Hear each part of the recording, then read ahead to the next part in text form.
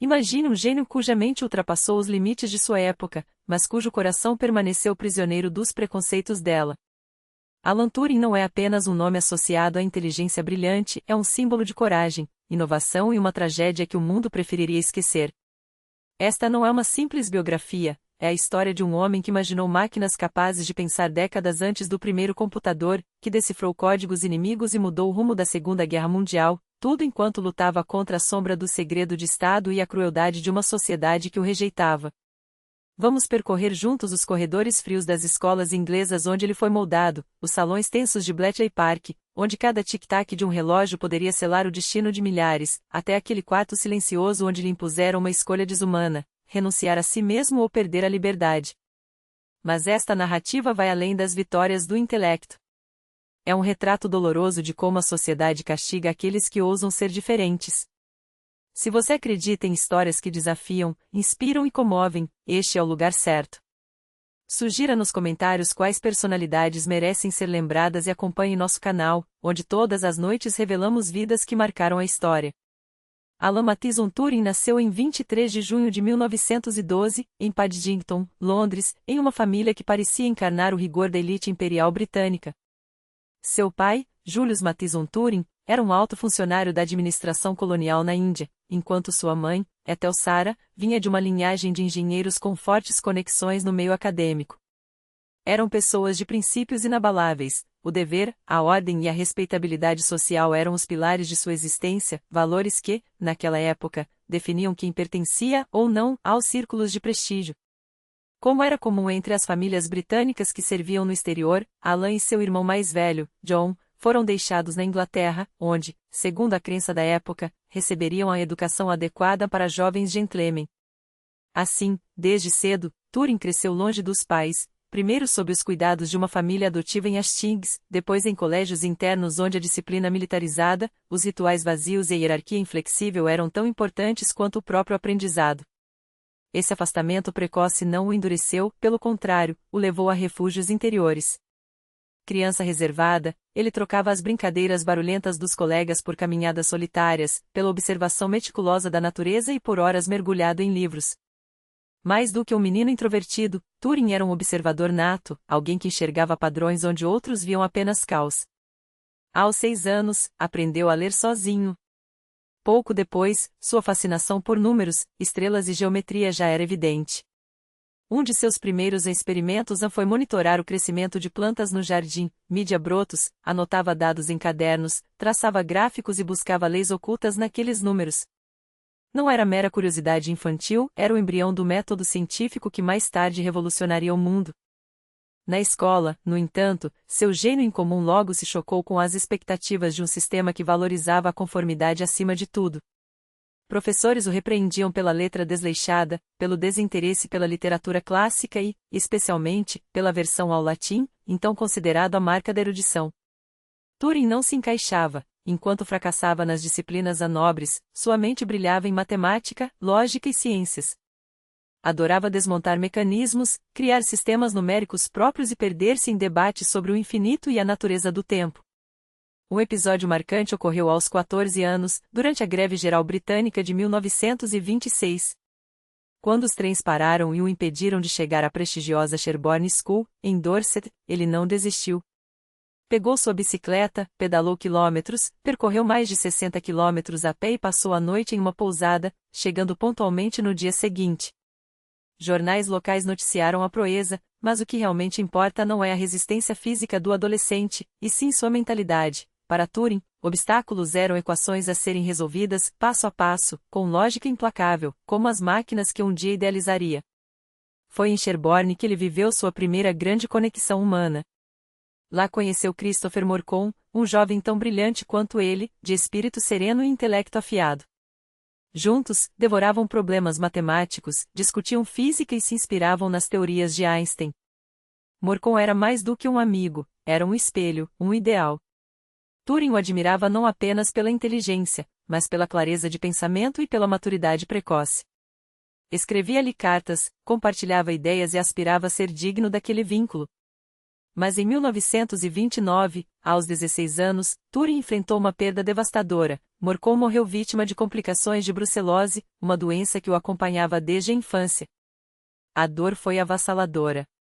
Em meio ao luto, no entanto, ele mergulhou nas questões que sempre o intrigaram: o que é a mente? Ela desaparece com o corpo?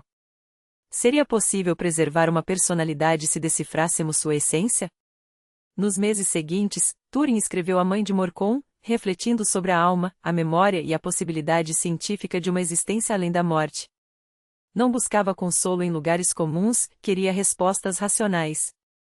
Em um ensaio, especulou que a mente poderia ser mais do que mera química biológica, talvez uma estrutura de ordem que, se compreendida, pudesse até ser recriada.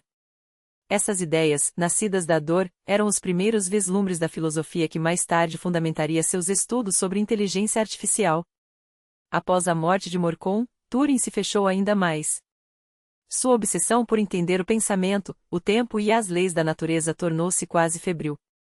Estudava a teoria da relatividade, séries infinitas e paradoxos lógicos não como exercícios abstratos, mas como chaves para decifrar a realidade, uma realidade onde pessoas amadas podiam desaparecer, mas talvez deixassem marcas não só na memória alheia, mas na própria tessitura do universo. Quando entrou em Cambridge, aos 19 anos, já era visto como uma promessa, um jovem de raciocínio lógico excepcional, embora excêntrico, desajeitado e distante. Não sabia amarrar uma gravata, escrevia às pressas, cheio de erros, e tropeçava em conversas banais. Mas tinha um dom raro, enxergava o que os outros não viam. E esse dom mudaria o mundo para sempre. A infância de Alan Turing raramente era lembrada com carinho. Mas foi entre os internatos frios, nas bibliotecas solitárias, nas noites de observação das estrelas e nas madrugadas de reflexão sobre a morte de Christopher que se forjou aquela lógica interna que um dia colocaria diante da humanidade uma pergunta revolucionária: uma máquina pode pensar?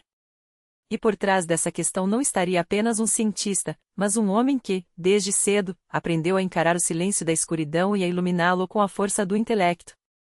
Quando, no outono nebuloso de 1931, o jovem Turing, então com 19 anos, cruzou os portões do King's College, não sentia o nervosismo típico de um calouro.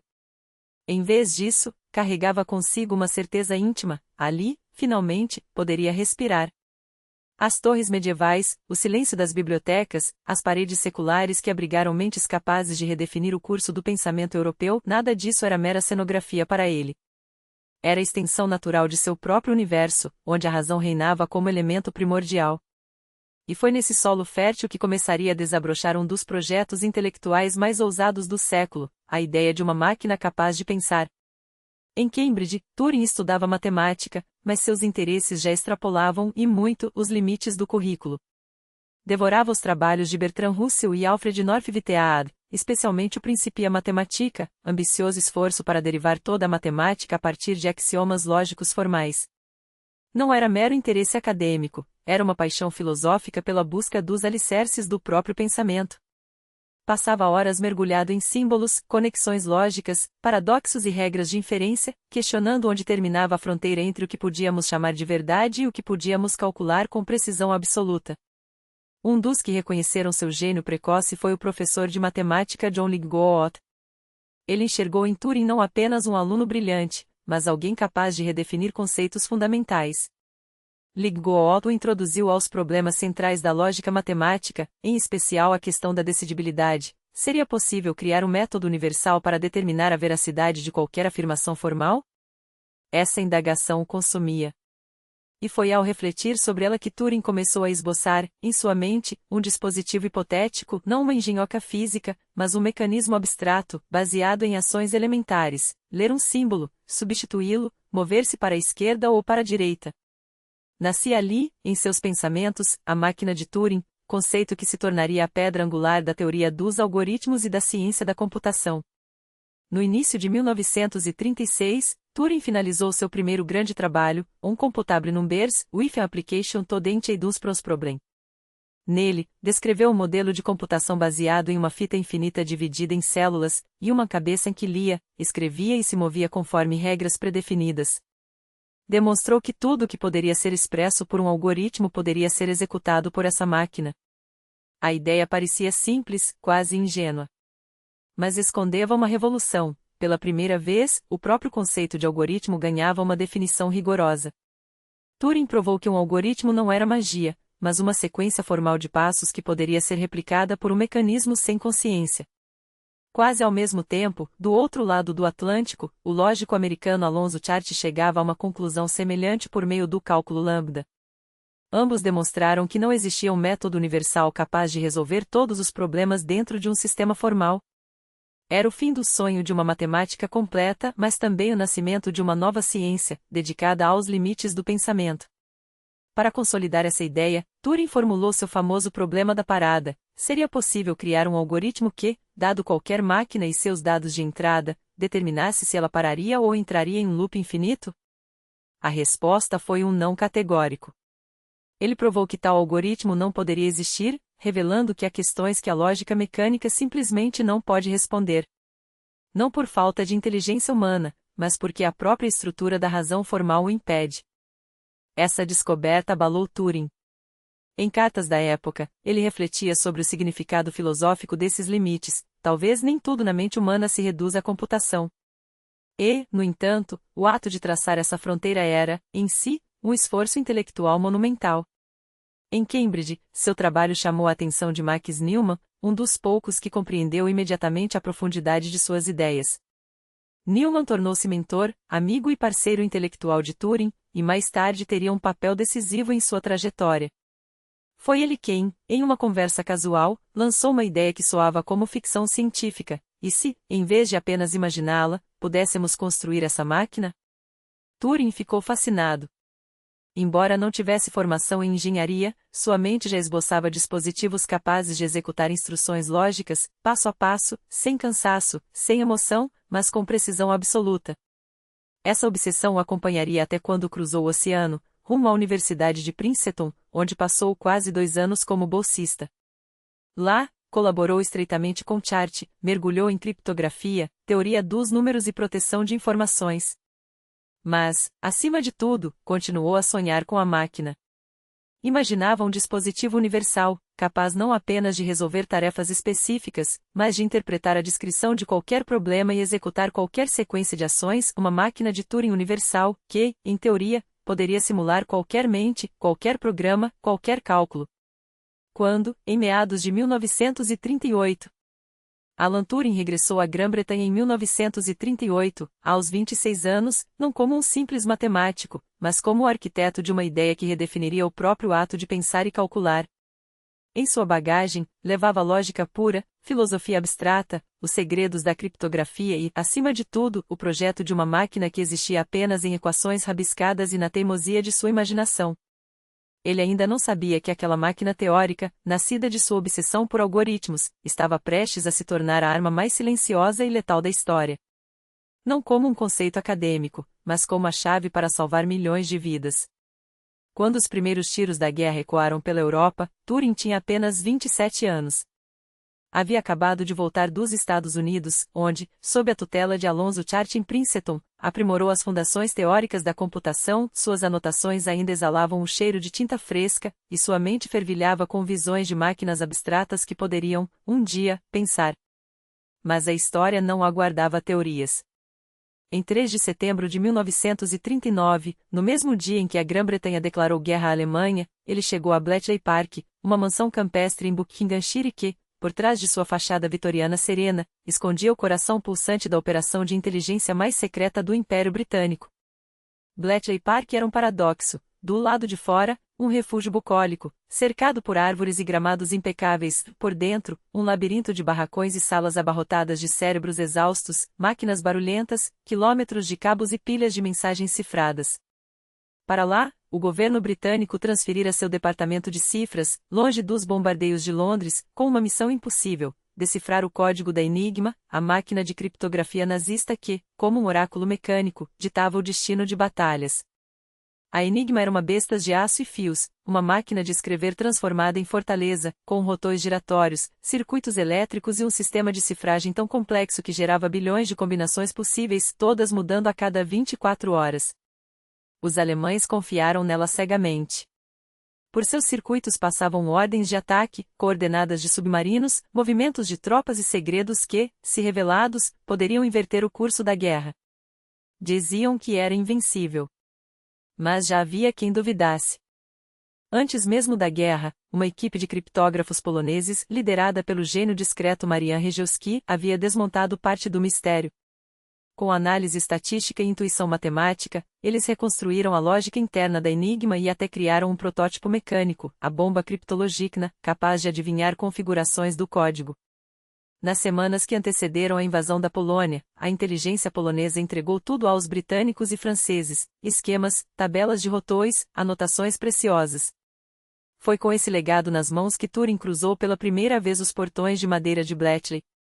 Ele não era um criptógrafo tradicional.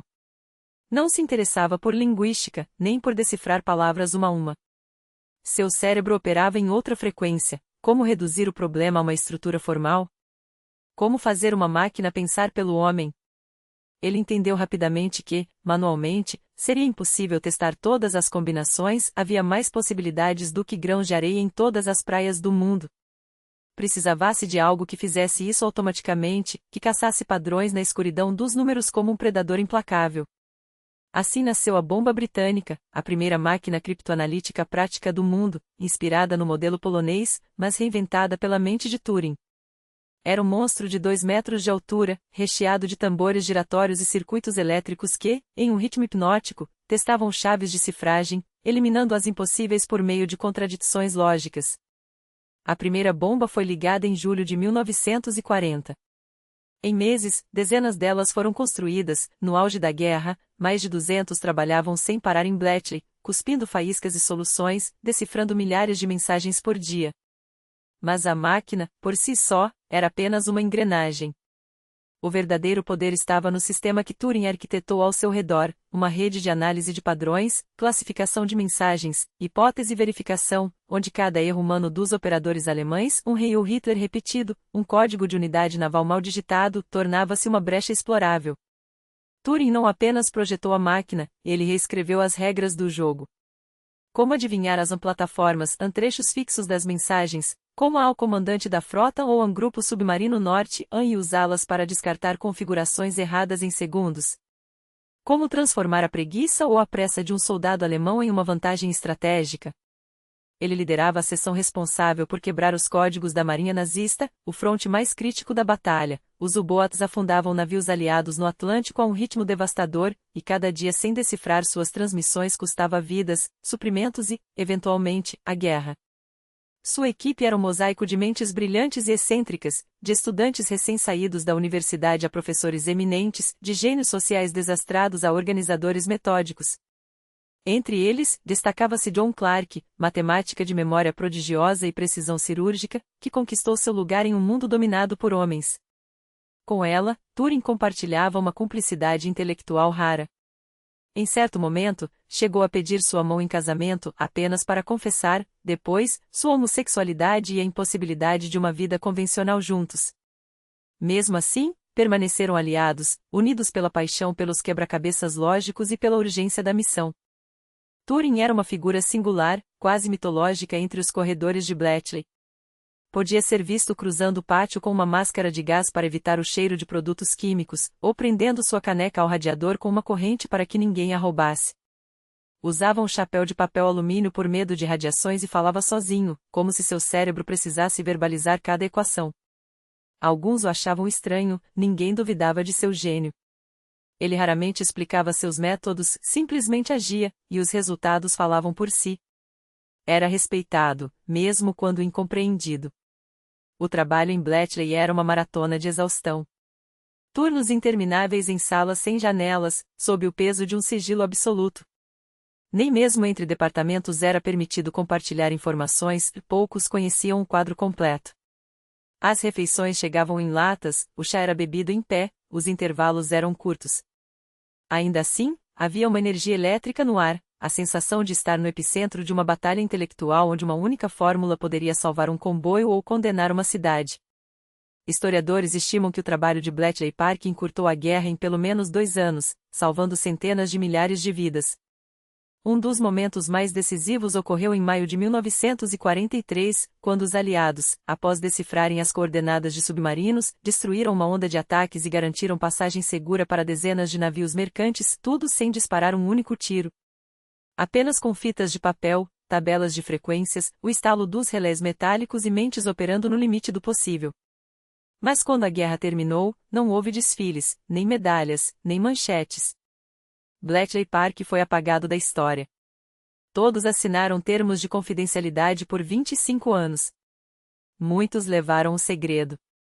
Não revelaram nada às suas famílias. Alan Turing voltou à vida civil sem títulos, sem condecorações, sem glória. Seu nome não constava em nenhuma mensagem de vitória. No país que ajudara a salvar, quase ninguém sabia quem ele era. E, no entanto, nos corredores da inteligência, nos relatórios enviados diretamente ao primeiro-ministro, o nome de Turing reaparecia, insistente. Não era apenas um cientista, nem apenas um criptoanalista, era o arquiteto de uma nova era. Uma era em que ideias poderiam derrotar exércitos e a lógica, reescrever o destino do mundo. Quando a Segunda Guerra terminou e a Europa começou a se reconstruir sem o ruído das bombas ou o estalo dos códigos interceptados, Turing voltou a Londres não como herói nacional, mas como um cidadão comum, proibido até de mencionar que, por 6 anos, travara uma guerra invisível, salvando vidas e mudando o curso da história. Seu trabalho em Bletchley Park era segredo de Estado. Seu nome sumira dos registros. Seu legado não podia ser discutido nem mesmo entre colegas. Ele retornou a um mundo que o obrigava a recomeçar do zero. No outono de 1945, recebeu um convite da National Physical Laboratory para integrar um projeto que poderia dar continuidade às suas reflexões pré-guerra, a criação de uma máquina capaz de executar qualquer tarefa algorítmica. O novo empreendimento chamava-se Automatic Computing Engine, um nome sem glamour, sem retórica, mas que escondia uma revolução, o nascimento do computador universal eletrônico. Turing abraçou a ideia com entusiasmo. Em poucas semanas, redigiu um memorando detalhado, descrevendo a arquitetura da máquina, os princípios de armazenamento de dados, a organização da memória, o sistema de comandos e a interação com o operador. Sua visão não era mais abstrata, como a máquina de Turing teórica, agora, ele queria vê-la materializada, com válvulas, fios, registradores e portas lógicas pulsando em sincronia. Mas o que em sua mente era um sistema impecável esbarrava, na prática, em muralhas de ceticismo. A direção da laboratório mal compreendia a dimensão do projeto. Engenheiros reclamavam da complexidade dos circuitos. Os recursos chegavam aquém das necessidades, e a burocracia asfixiava sua liberdade. Ele propunha construir a máquina em 1 ano e respondiam-lhe: comecemos com algo menor. Insistia na universalidade do dispositivo, sugeriam-lhe focar em aplicações específicas. Seu estilo, rápido, impulsivo, intolerante a obstruções, irritava os colegas mais cautelosos. Em 2 anos, o projeto mal saíra do papel. Algumas de suas ideias seriam mais tarde implementadas em uma versão simplificada, a Ace Pilot, mas Turing já havia se afastado, desiludido. Suas cartas da época transpiravam frustração. Via seu futuro escorrer entre os dedos, dissolvido nas paredes de gabinetes onde decisões eram tomadas por quem não entendia a essência do que estava em jogo. As ideias estão à frente do tempo, escreveu certa vez, mas o tempo não espera por quem não as reconhece. Rompendo com o laboratório, voltou-se para questões mais fundamentais: uma máquina pode pensar? Essa pergunta, que há anos fermentava em sua mente, ganhou forma em 1950, no ensaio A Compute Machinery and Intelligence, publicado na revista Mind. Ali, Turing formulou o que ficaria conhecido como o teste de Turing, um critério comportamental para avaliar a inteligência artificial. A proposta era simples, mas explosiva: se um humano, ao dialogar cegamente com uma máquina e outro ser humano, não conseguisse distinguir quem era quem, então a máquina deveria ser considerada capaz de pensar. Ele deliberadamente evitava discussões sobre alma, consciência ou intenção, reduzindo o problema a algo observável: se age como humano, para todos os efeitos, é humano. A reação foi imediata e polarizada. Uns viam nisso uma provocação, outros, uma piada filosófica, havia quem enxergasse uma ameaça à própria essência da humanidade. Cientistas argumentavam que máquinas jamais compreenderiam ironia, poesia ou dor. Turing respondia com uma pergunta incômoda: como sabemos que outro ser humano sente dor? Julgamos pela expressão, pelas palavras, pelas reações. Se uma máquina as imita com precisão, onde está a diferença? Mas a precisão lógica não gerava compreensão. Seus artigos eram publicados com relutância, os convites para conferências, raros. Nas palestras, o mesmo grupo reduzido de ouvintes ocupava as cadeiras. Em Manchester, onde passou a lecionar no final dos anos 1940, envolveu-se no desenvolvimento de um dos primeiros computadores eletrônicos funcionais. Porém, mais uma vez, esbarrava no desconhecimento. Engenheiros preocupavam-se com circuitos, estabilidade das válvulas e cálculos matemáticos, não com a possibilidade de uma máquina conversar. Suas ideias sobre interação humano-computador, hoje centrais na informática, soavam então como delírios. Ele antevia um futuro em que máquinas respondessem a perguntas, fizessem perguntas de volta, reconhecessem vozes, traduzissem textos ou compusessem música. Na época, isso beirava a ficção científica. Nos anos 1950, Turing era uma figura à beira de dois mundos. Para a comunidade científica, um gênio imprevisível; para o Estado, um ex-criptógrafo cujos feitos já haviam sido esquecidos. Não era mais o homem de Bletchley. Era algo maior que um matemático e, ao mesmo tempo, mais só do que nunca. Ainda acreditava que, um dia, seria compreendido. Em Manchester, dividia seu tempo entre programar um dos primeiros computadores eletrônicos, escrever artigos e explorar modelos biológicos. Investigava a matemática por trás dos padrões na pele dos animais, o crescimento celular, as leis ocultas da natureza. Como se tudo no universo pudesse ser decifrado, bastando encontrar a linguagem certa. Seu lazer era tão atípico quanto seu gênio: pedalava sob chuva ou sol, evitava recepções sociais, criava quebra-cabeças complexos e, às vezes, agia de maneira deliberadamente excêntrica. No refeitório da universidade, sentava-se à parte não por ser evitado, mas por escolha. Tinha amigos, mas poucos íntimos. Falava em rajadas, com pausas longas, podia interromper uma conversa no meio e sair sem explicações. Não era entendido, mas era ouvido, quando não ignorado. Naquele laboratório, começou a esboçar uma linguagem que permitisse dialogar com a máquina não através de fios e parafusos, mas de símbolos e comandos acessíveis a humanos. Antecipava, sem saber, o campo da interação humano-computador, então sem nome. Escrevia que chegaria o dia em que máquinas responderiam a perguntas, fariam perguntas de volta, reconheceriam vozes, traduziriam idiomas ou criariam arte. Palavras que, na década de 1950, soavam como heresia. Ou profecia. Ele não buscava padrões apenas nos números ou nas máquinas, buscava decifrar as leis ocultas que separavam, ou uniam, o pensamento humano das possibilidades da lógica artificial. Vivia em um ritmo próprio, alheio aos salões acadêmicos e às convenções sociais. Preferia a solidão dos corredores do laboratório às recepções, trocava conversas fiadas por equações, e suas únicas testemunhas eram as páginas de cadernos repletos de anotações e os quilômetros que percorria correndo pelas manhãs, como se tentasse ultrapassar não apenas o corpo, mas os limites de uma época que o condenava antes mesmo de conhecê-lo. Havia, porém, uma verdade em sua vida que não podia ser ignorada nem camuflada: ele era homossexual em uma Inglaterra onde o desejo era crime e a identidade, uma sentença. Não se escondeu. Não mentiu. E foi justamente essa recusa em curvar-se à hipocrisia que o levou à armadilha que o destruiria. Em janeiro de 1952, conheceu Arnold Murray, um jovem de 19 anos com quem iniciou um relacionamento. Pouco tempo depois, objetos pessoais e dinheiro desapareceram de sua casa.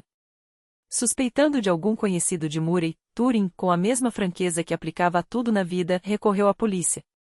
Não calculou as consequências. Ou talvez as tenha calculado e decidido que a verdade, mesmo incômoda, valia mais que a segurança. Durante o interrogatório, admitiu sem rodeios a natureza de seu relacionamento com Arnold. Não como confissão de culpa, mas como fato. Afinal, para ele, não havia crime em amar. O Estado pensava diferente. Na Inglaterra de 1952, a grossa indecência grave, ainda era punida pela lei vitoriana de 1885, a mesma que havia condenado Oscar Wilde décadas antes. O processo foi inevitável.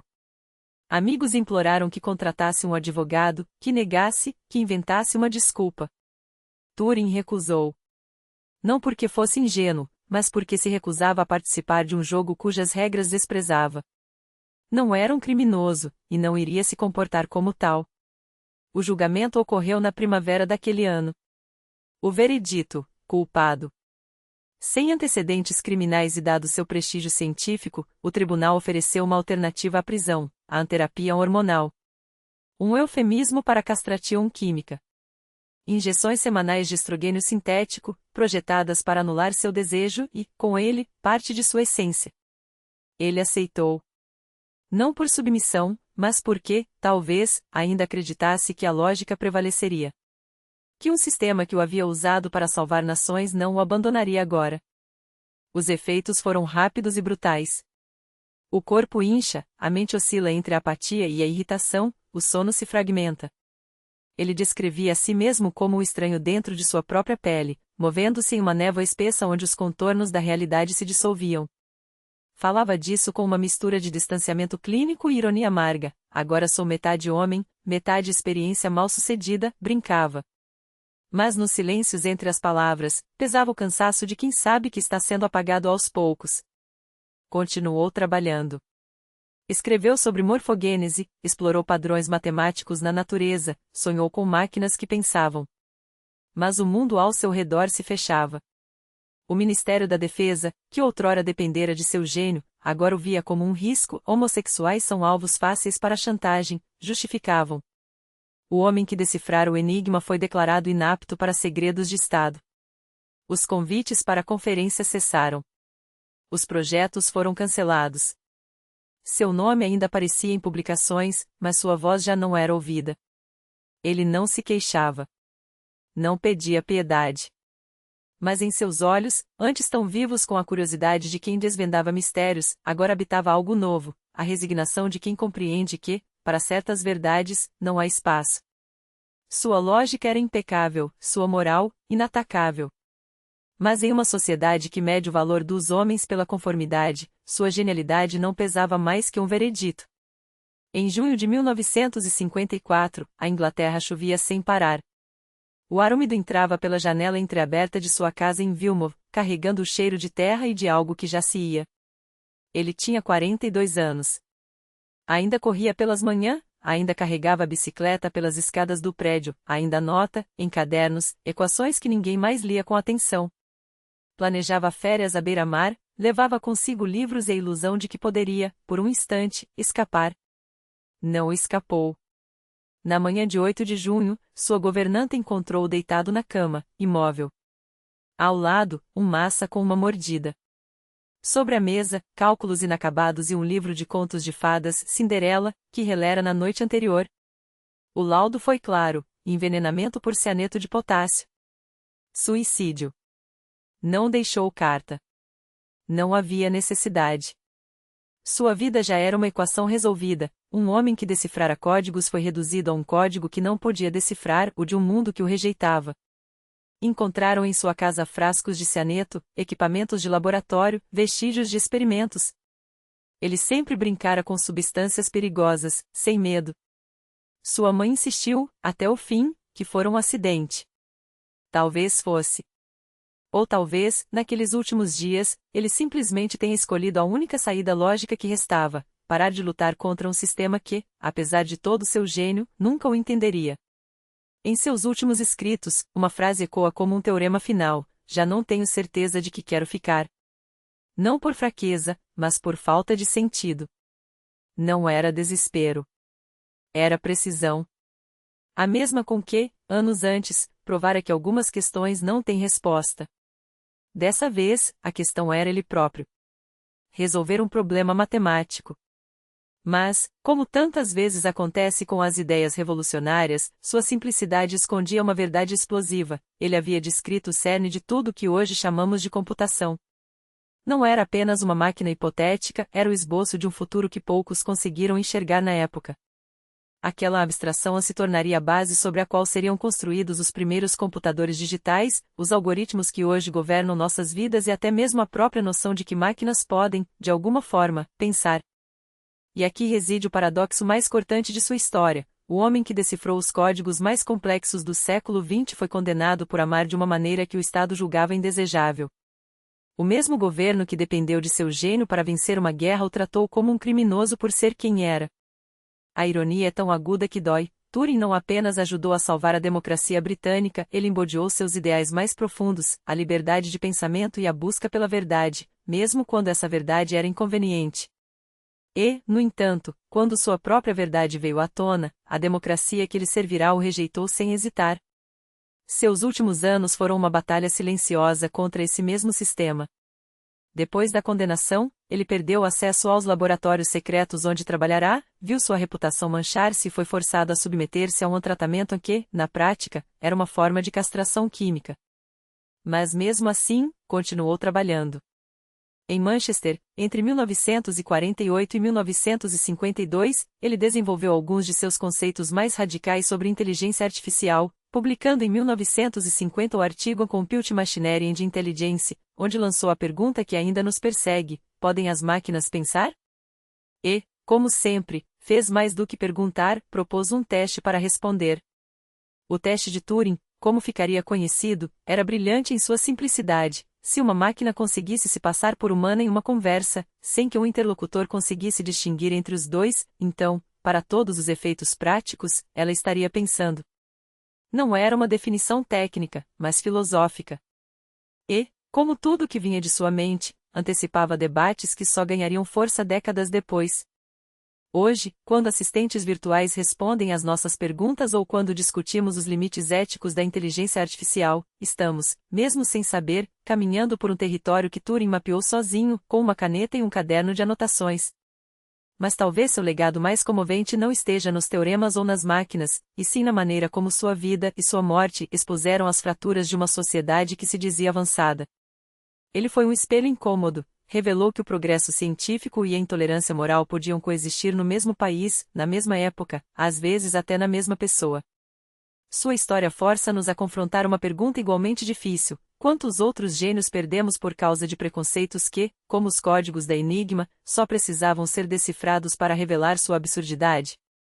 Quando, em 2013, a Rainha Elizabeth II finalmente concedeu o perdão póstumo a Turing, o gesto foi simbólico, mas insuficiente. Não há perdão que devolva os anos roubados, a dignidade pisoteada, o trabalho interrompido. O que resta é a obrigação de lembrar e de garantir que nenhuma mente brilhante seja novamente apagada por causa de quem ama, como pensa ou como existe. Porque, no fim das contas, a máquina de Turing não era apenas um modelo abstrato. Era um reflexo de seu criador, capaz de processar informações com precisão matemática, mas também de cometer erros, de ser frágil, de sentir. E se hoje seu nome está gravado em bancos notas, em prêmios e em memorial, não é apenas por suas contribuições à ciência. É porque Alan Turing, mais do que qualquer outro, nos ensinou que a humanidade não se mede pela capacidade de calcular, mas pela coragem de questionar, mesmo quando as respostas nos assustam. Mesmo quando o mundo insiste em não ouvi-las. Não foram apenas teorias abstratas que Turing legou ao mundo. Suas provas matemáticas, inicialmente vistas como exercícios de lógica pura, revelaram-se os alicerces sobre os quais se ergueriam as primeiras máquinas pensantes. Décadas depois, foi sua arquitetura intelectual que deu forma aos computadores como os conhecemos, a memória que armazena dados, os algoritmos que os processam em passos lógicos, as operações que transformam zeros e uns em respostas. Cada teclado que digitamos, cada página que carregamos, cada busca que fazemos na internet, tudo isso é eco daquelas equações rabiscadas à mão em folhas amareladas pelo tempo. Quando os anos 1960 inauguraram a era da computação, dos laboratórios britânicos às salas da IBM, das universidades americanas aos centros de pesquisa soviéticos, cada circuito impresso, cada linha de código escrita carregava em si o DNA das ideias de Turing. Máquinas que antes ocupavam andares inteiros foram se tornando menores, mais rápidas, mais inteligentes, mas nunca deixaram de ser, em essência, herdeiras daquele jovem que ousou perguntar: e se pudéssemos fazer uma máquina imitar a mente? Mas seu impacto não se limitou aos bits e bytes. A criptografia moderna deve a ele uma dívida impagável. Os métodos que desvendou em Bletchley Park, sob o sigilo da guerra, tornaram-se a base dos sistemas que hoje protegem desde transações bancárias até mensagens privadas. Em um mundo onde dados valem mais que ouro, onde a privacidade é moeda rara, os princípios que Turing ajudou a estabelecer são o escudo invisível que nos separa do caos. Cada senha que criamos, cada conexão segura que estabelecemos, cada firewall que nos defende é, em última instância, um tributo à sua genialidade estratégica. E então veio a pergunta que o definiria para sempre: as máquinas podem pensar? Em 1950, quando propôs seu famoso teste, Turing não estava apenas desafiando a tecnologia, estava provocando a própria noção do que significa ser humano. Seu critério, simples na formulação mas revolucionário na essência, resistiu a décadas de críticas, adaptações e tentativas de superação.